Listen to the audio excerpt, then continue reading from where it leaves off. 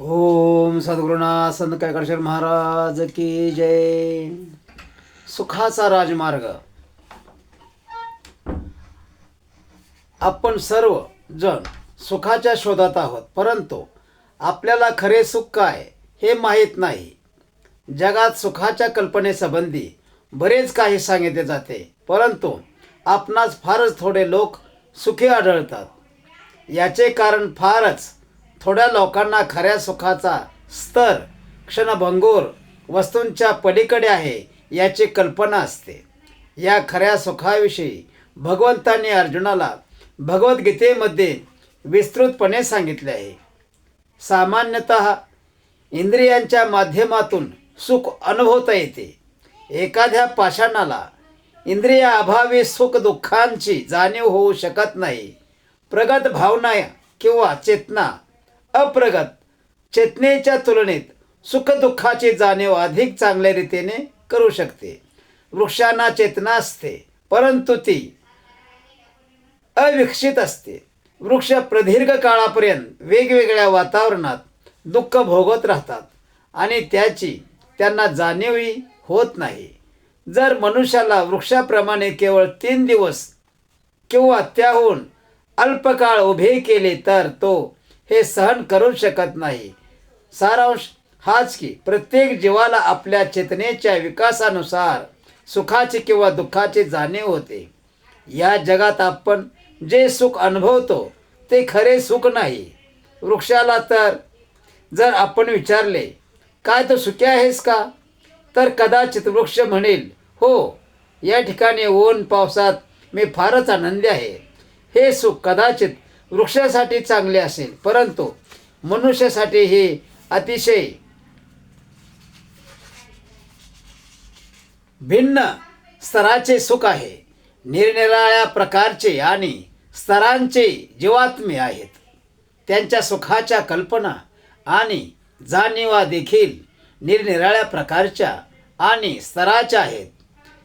एखादा पशु दुसऱ्या पशुला कत्तलखान्यात मरताना पाहिल आणि स्वतः मात्र आपल्या समोरील गवताचा आस्वाद घेत राहील, कारण त्याला आपणही यानंतर मारले जाणार आहोत ही जाणीवच नसते. सध्या तो आनंदी असेल, परंतु दुसऱ्या क्षणी त्याची हिंसा होणारच असते. सुखाचे निरनिराळे स्तर आहेत. तरी देखील आत्यंतिक सुख कोणते, श्रीकृष्ण अर्जुनाला सांगतात. सुखमात्यंतिकम्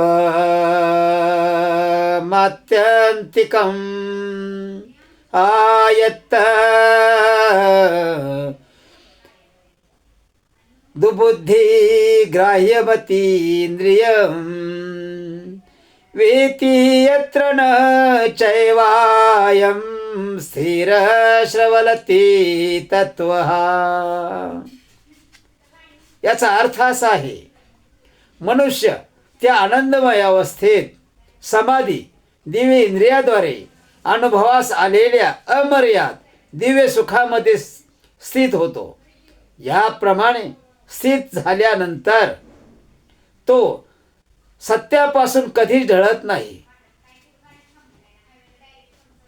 भगवद्गीतेच्या 6व्या व 21व्या अध्यायामध्ये सांगितलं आहे, आनंदासाठी बुद्धीची आवश्यकता आहे. पशूंना प्रगत बुद्धिमत्ता नसते, त्यामुळे ते मनुष्याप्रमाणे आनंद उपभोगू शकत नाहीत. मृत शरीर, हात, नाक, डोळे आणि इतर अवयव असून देखील आनंद उपभोगू शकत नाही. आनंद उपभोगणारी आध्यात्मिक चेतनाच ते शरीर सोडून गेलेले असते आणि म्हणून शरीरामध्ये कोणतीच अंगभूत शक्ती नाही. मनुष्याने भौतिक घटकांचा अल्पशा बुद्धीनेही अभ्यास केला तर तो जाणेल की आनंद उपभोगणारा घटक म्हणजे शरीर नसून शरीरातील सूक्ष्म आध्यात्मिक चित्कन आहे. जरी कोणी विचार केला की शरीराचे अवयव आनंद उपभोगतात, तरी खरा उपभोक्ता आत्माच आहे. त्या चित्कनात सदैव आनंद उपभोगण्याची प्रवृत्ती आहे, परंतु भौतिक आवरण आल्याने त्याची ती प्रवृत्ती दडपून राहते. आपल्याला ही गोष्ट कळणार नाही. भौतिक शरीराला आत्म्यावाचून आनंद उपभोगणे अशक्य आहे. पुरुषाला एखाद्या सुंदर स्त्रीचे मृत शरीर उपभोगण्यासाठी दिल्यास त्याचा तो स्वीकार करेल का? नाही, कारण त्या शरीरातून आत्मा निघून गेलेला असतो. आत्मा केवळ आनंद उपभोगीत असतो. आत्मा केवळ आनंद उपभोगीत नसतो, तर तो आपल्या शरीराचा सांभाळी करीत असतो. आत्मा निघून गेल्यावर शरीर तत्काळ नष्ट पाहावं लागते. जर आध्यात्मिक चित्कन आत्मा आनंद उपभोगीत असेल तर त्याला स्वतःची इंद्रिये असलीच पाहिजेत, नाहीतर तो कसा आनंद उपभोगू शकेल? वेदामध्ये स्पष्ट केले आहे की आत्मा जरी अतिसूक्ष्म कण असला तरी मूळ उपभोक्ता तोच आहे. आत्म्याचा आकार मोजणे अशक्य आहे, परंतु याचा अर्थ त्याला आकार नाही असा मुळीच नाही. एखादी वस्तू आपल्याला एका बिंदूप्रमाणे लांबी रुंदी नसलेली दिसत असेल, परंतु सूक्ष्मदर्शक मंत्राखाली पाहिल्यास तिला लांबी रुंदी असल्याचे आपणास आढळून येईल. त्याचप्रमाणे आत्म्यालाही स्वतःचे मोजमाप आहे, मात्र आपण ते जाणू शकत नाही, कारण या ठिकाणी आपली भक्ती कमी पडत आहे. जेव्हा आपण साजरा शिवू इच्छितो तेव्हा तो आपल्या शरीराच्या मापाचा बनवतो. आपल्यालाही आकार आहे, अन्यथा शरीर अशा प्रकारे त्या आकाराला अनुरूप असे वाढले असते. सारांश हाच की जीवात्मा निराकार नसून तो साकार आहे. जर पित्याला साकारत्व आणि व्यक्तित्व असेल तर मुलालाही ते असले पाहिजे, आणि जर मुलाला साकारत्व आणि व्यक्तिमत्व असेल तर पित्यालाही ते असते. आपण एकीकडे भगवंताचे पुत्र असल्याचे आपले साकारत्व आणि व्यक्तित्व निश्चितपणे सांगतो, आणि दुसरीकडे परमपित्याचे साकारत्व आणि व्यक्तिमत्व नाकारतो. अतींद्रिय म्हणजे खरा आनंद स्वीकारण्यापूर्वीच आपण भौतिक इंद्रिया पलीकडे गेले पाहिजे. रमन्ते योगिनो अनंते सत्यानंदे चिदात्मनी. आध्यात्मिक जीवनामध्ये प्रगती करणारे योगी देखील हृदयस्थ परमात्म्यावर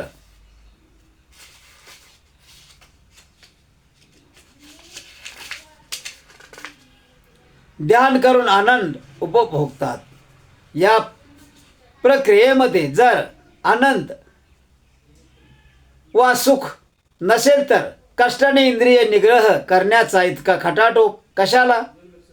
इतक्या खटाटोपानंतर हे योगी कोणत्या प्रकारचा आनंद उपभोगतात? हा आनंद अनंत आहे, त्याला अंत नाही. हे कसे? आत्मा शाश्वत आहे, सत आहे, आणि परमेश्वरही शाश्वत आहे. त्या दोघांमधील प्रेमाचे आदान प्रदानही शाश्वत आहे. बुद्धिमान मनुष्य शारीरिक क्षणभंगूर इंद्रिय सुखापासून परावृत्त होऊन शाश्वत आध्यात्मिक सुखामध्ये दृढ होतो. आध्यात्मिक जीवनातील परमेश्वराशी या तादात्म्याला रासलीला म्हणतात. आपण भगवान श्रीकृष्णांच्या वज्रगोपी समवेत झालेल्या रासलीलेविषयी नेहमी ऐकत असतो. ही रासलीला म्हणजे या भौतिक जगातील शारीरिक संबंध नाहीत, तर आध्यात्मिक स्तरावर आध्यात्मिक शरीराशी केलेले भावनेचे आदान प्रदान आहे. बुद्धिमानच केवळ हे सत्य जाणू शकतो. मूर्ख मनुष्याला या खऱ्या सुखाची कल्पनाच नसते. तो नेहमी या भौतिक जगातील आनंदाच्या मागे असतो. भारतामध्ये एक कथा आहे. एका मनुष्याला ऊस कसा असतो हे माहीत नसते. त्याला सांगितले जाते की ऊस चघळल्याने गोड लागतो. तो दिसतो कसा असे त्याने विचारले. तो एका बांबूप्रमाणे दिसतो, एकाने उत्तर दिले.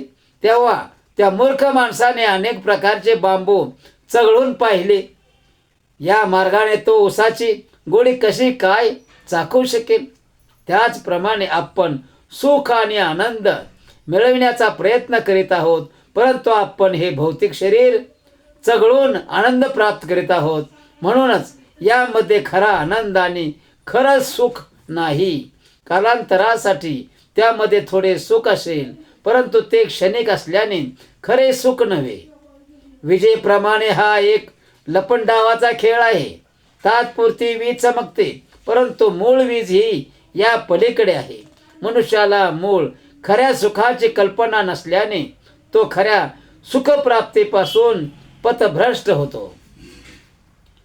खऱ्या आनंद प्राप्तीमध्ये स्थित राहण्यासाठी केवळ कृष्ण भावना हीच एक पद्धती आहे.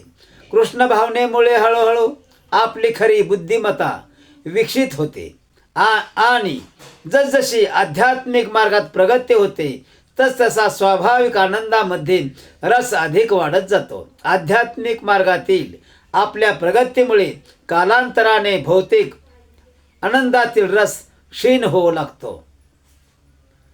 परम सत्याच्या साक्षात्काराच्या मार्गात भ्रामक भौतिक आनंदापासून अनासक्ती निर्माण होते. जर कोणी कशाही प्रकारे कृष्ण भावनेच्या अत्युच्च शिखरापर्यंत पोहोचला तर त्याचा परिणाम काय होतो?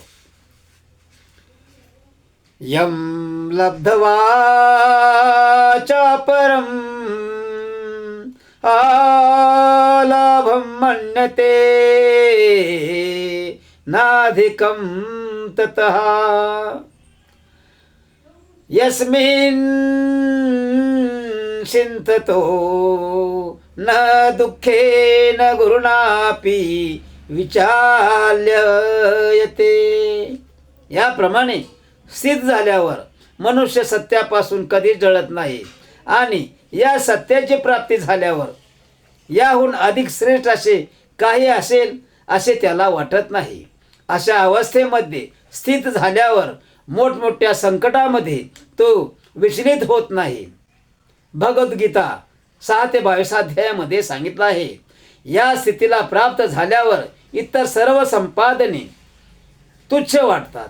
भौतिक जगात आपण नाना प्रकारच्या संपादनामागे असतो, जसे संपत्ती, सुंदर स्त्री, यश, सौंदर्य, ज्ञान इत्यादी. मात्र आपण कृष्ण भावनेमध्ये स्थित झाल्यानंतर म्हणतो आपल्याकडे काही संपादने नव्हती, ते चांगले.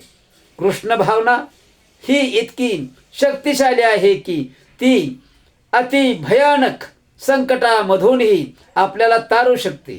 कृष्ण भावनेचा रस जो कोणी चाखू लागेल त्याला इतर तथाकथित सुखे आणि संपादने शुष्क आणि निरस वाटू लागतात. कृष्ण भावनेत दृढ झालेल्या मनुष्याला कोणतीही भयानक संकटे त्रास देत नाहीत. जीवनात कितीतरी भयानक विघ्ने आहेत, कारण हे भौतिक जगतच मुळी संकटांनी भरलेले आहे. आपण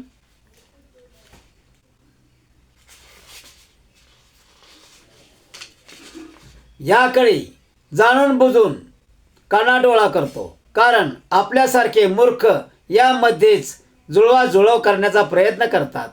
जीवनात कितीतरी भयानक क्षण आपल्या समोर येतील. कृष्ण भावनेमध्ये आपण जर पारंगत असो आणि भगवत धामात परत जाण्याची सिद्धता करून ठेवलेली असेल तर या संकटाची आपण मुळीच प्रभावित होणार नाही. त्यावेळी आपली प्रवृत्ती असेल, संकटे येतील आणि जातील, त्यांना काहीही करू दे. भौतिकेत रममान झालेल्या आणि नश्वर पदार्थांनी बनलेल्या शरीराशी तादात्म्य केलेल्या लोकांची या प्रकारची प्रवृत्ती असणे अतिशय कठीण आहे. जसजशी एखादी व्यक्ती कृष्ण भावनेत प्रगती करू लागते तसतशी ती देहात्म बुद्धी आणि भौतिक पाशातून मुक्त होऊ लागते. श्रीमद्भागवतामध्ये या भौतिक जगाची तुलना विशाल महासागराशी केली आहे. या भौतिक विश्वामध्ये कोट्यावधी ग्रह अंतराळात तरंगत असतात आणि त्यामध्ये कित्येक अटलांटिक आणि पॅसिफिक महासागरात असून शकतील याची आपण कल्पनाही करू शकणार नाही. वस्तुतः हे भौतिक जगत म्हणजे एक दुःख सागर आहे. हा अज्ञानाचा महासागर पार करून जाण्यासाठी एखादी प्रबळ नौका हवी. ती प्रबळ नौका म्हणजे भगवान श्रीकृष्णांचे चरणकमळ आहेत. आपण तत्काळ आणि निःसंकोचपणे त्या नौकेमध्ये आश्रय घेतला पाहिजे. संपूर्ण जगत केवळ त्यांच्या चरणावर आश्रित आहे. जो त्यांच्या चरणकमळांना शरण जातो त्यांच्यासाठी हा भवसागर एखाद्या वासराच्या खुराने निर्माण झालेल्या खळग्यातील पाण्याप्रमाणे होतो. हा लहानसा खळगा पार करून जाणे मुळीच अवघड नाही.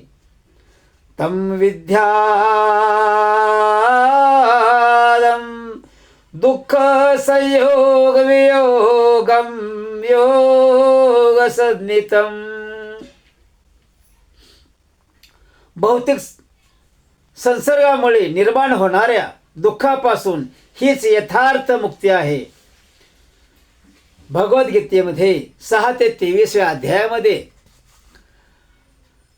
आपल्या अनियंत्रित इंद्रियामुळे आपण या भौतिक जगात बद्ध आहोत. योग पद्धती ही इंद्रिय निग्रह करण्याची पद्धती आहे. कोणत्याही पद्धतीने जर आपण इंद्रिय नियंत्रित केली तर आपण खऱ्या आनंदाकडे वळू आणि आपले जीवन यशस्वी बनवू. म्हणून पुढे सांगितलं आहे स निश्रयेन युक्तव्यो योगो अनिर्विघ्न आचेतसा संकल्प प्रभावान का मांस्त्यकत्वा सर्वान शेषतः मन शैवेंद्रिय ग्रामं चिन्मयं समन्ततः. मनुष्याने दृढ निश्चयाने आणि श्रद्धेने योगाभ्यासामध्ये युक्त झाले पाहिजे. त्याने मानसिक तर्कामुळे उत्पन्न झालेल्या सर्व भौतिक कामनांचा पूर्ण त्याग करून मनाद्वारे सर्व इंद्रियांना सर्व बाजूने संयमित केले पाहिजे. भगवद्गीता 6 ते 24 मध्ये सांगितले आहे शनै हा शनै रूप रूपमय बुद्ध्या श्रुती गृहीतया आत्मसंस्थतं मनः कृत्वान किंचिदपि चिंतयेत. मनुष्याने क्रमशः दृढ विश्वासाने युक्त झालेल्या बुद्धीद्वारे समाधीमध्ये स्थित झाले पाहिजे आणि त्याप्रमाणे मन केवळ आत्म्यावर स्थिर करून इतर कशाचाही विचार करू नये. भगवद्गीता 6 ते 25 मध्ये सांगितले आहे यतो यतो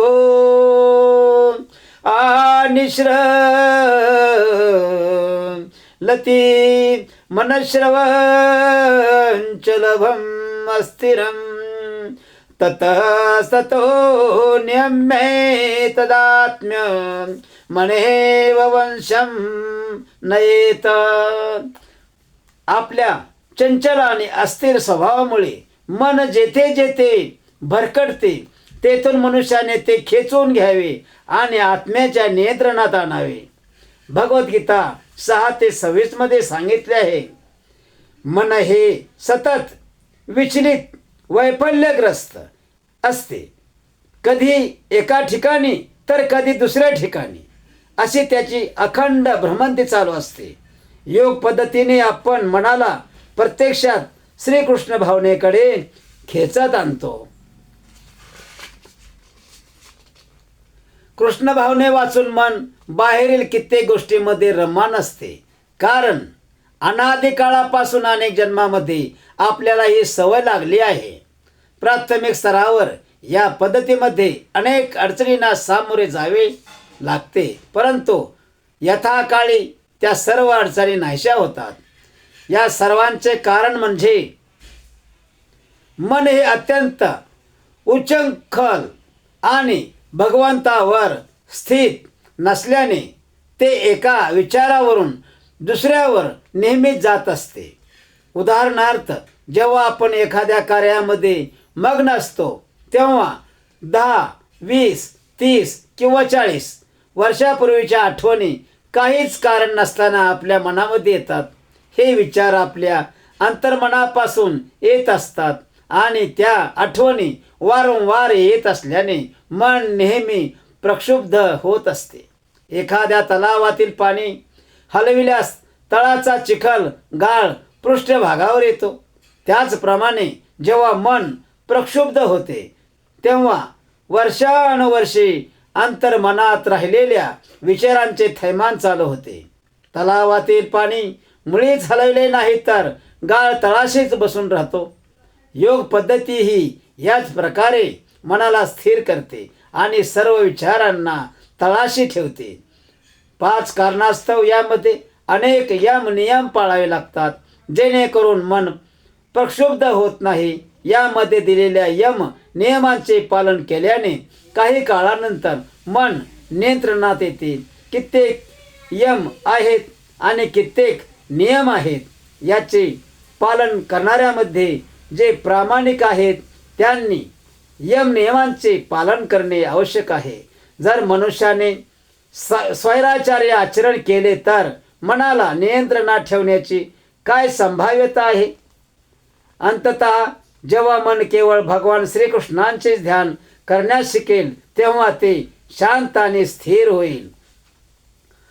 प्रशांत मनसं ह्योनं योगिनं सुखमुत्तमम् उपैति शांतरजसं ब्रह्माभूतं कल्मषम्. ज्या योगी मनुष्यांचे मन माझ्यावर स्थिर झाले आहे त्याला निश्चित दिव्य सुखाची परमावधी प्राप्त होते. तो रजोगुणाच्या पलीकडे जातो. त्याला ब्रह्माशी असलेल्या गुणात्मक स्वरूपाचा साक्षात्कार होतो आणि याप्रमाणे तो आपल्या पूर्व कर्मफळापासून मुक्त होतो. भगवद्गीता 6 ते 27 मध्ये सांगितले आहे, मन सदैवच सुखाच्या नव्या नव्या संकल्पना सुचवित असते. नित्य विचार येतो, ही गोष्ट मला सुखी करेल किंवा ती गोष्ट मला सुखी करेल. आनंद येते आहे, आनंद त्या ठिकाणी आहे. अशा प्रकारे मन आपल्याला सर्वत्र आणि कोठेही घेऊन जाते. जणू काही आपण एका लगाम नसलेल्या रथात बसलो आहोत आणि घोडा उंचखोल आहे. आपण काहीच करू शकत नाही. आपल्या त्या घोड्याला थांबविण्याची कोणती शक्ती आहे? आपल्याला केवळ ते भीतीदायक दृश्य पाहत असहाय्य भावनेने रथातच बसून राहावे लागेल. ज्या क्षणी मन कृष्ण भावनेच्या प्रक्रियेमध्ये विशेष करून हरे कृष्ण कृष्ण कृष्ण हरे हरे हरे राम राम राम हरे हरे या महामंत्राच्या जपामध्ये रत होईल, त्या क्षणी रानटी उच्चृंखल घोड्याप्रमाणे असलेले मन नियंत्रणात येऊ शकेल. आपण प्रत्येक क्षण भगवान श्रीकृष्णांच्या सेवेत संलग्न राहिले पाहिजे. तेव्हा कोठे आपण या उच्चृंखल अस्थिर आणि नश्वर भौतिक जगातील सुखाच्या शोधार्थ असलेल्या मनाला आवर घालू शकू.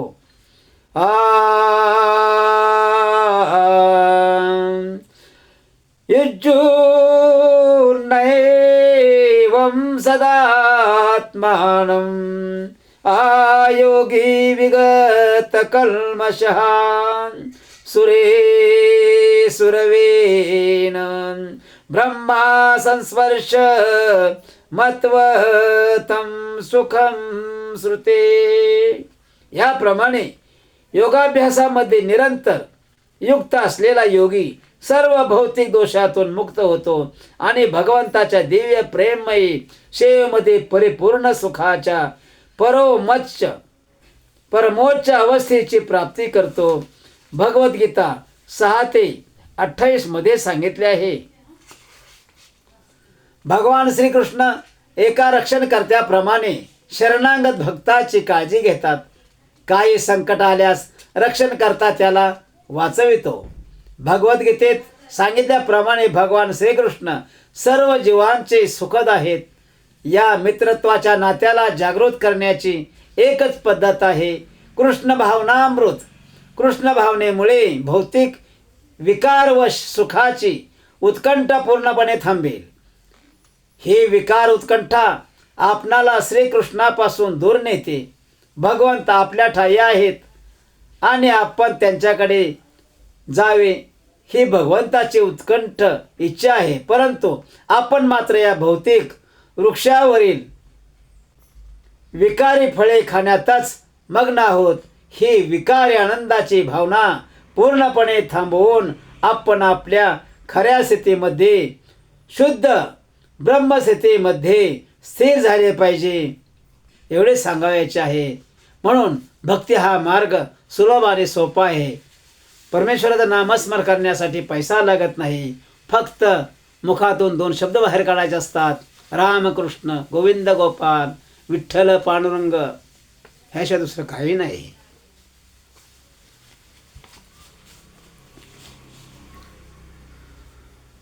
पुंडलिक वरहरी विठ्ठल, श्री ज्ञानदेव तुकाराम, पंढरीनाथ महाराज की जय, गोपाल कृष्ण महाराज की जय, गुरुदेव दत्त, प्रभु रामचंद्र सीता माता की जय.